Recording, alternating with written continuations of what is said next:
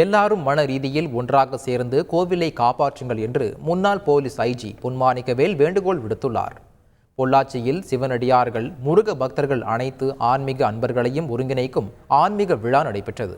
இந்நிகழ்ச்சியில் தமிழக முன்னாள் போலீஸ் ஐஜி பொன்மாணிக்கம் கலந்து கொண்டார். பின்னர் செய்தியாளர்களிடம் பேசிய அவர், கோவில் சொத்துக்களுக்கு பிரச்சனை வரும்போது அதை காக்க காக்கா கூட்டம் போல் ஒன்றாக வர வேண்டும் என்று கூறினார்.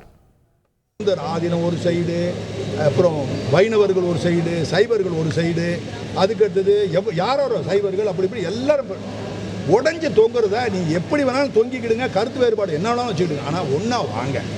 பிரச்சனைன்னு வரப்போகும்போது கோயில் சூறையாடப்படுது. இப்போயாவது கொஞ்சம் நான் கடுமையான தருத்த வார்த்தைகளை சொல்ல முடியாது, தெரியாமல் செய்கிற வேணும்னு இல்லை. இப்போயாவது திருந்தி வாங்க, திருந்தி எல்லாம் ஒன்றா சேருங்க. மன ரீதியில் ஒன்றா சேர்ந்து கோயிலை காப்பாற்றுங்க. வேறு எதுவுமே சொல்லலை. கோயிலுக்கு மட்டும் பிரச்சனைனா எல்லாம் ஒன்றா சேர்ந்துடுங்க. பிரச்சனை வரப்போகும்போது இந்த இயக்கத்தை இதோட நோக்கமே, இந்த கூட்டத்தோட நோக்கம். செய்திகளை உடனுக்குடன் தெரிந்து கொள்ள உடனே சப்ஸ்கிரைப் பண்ணுங்க.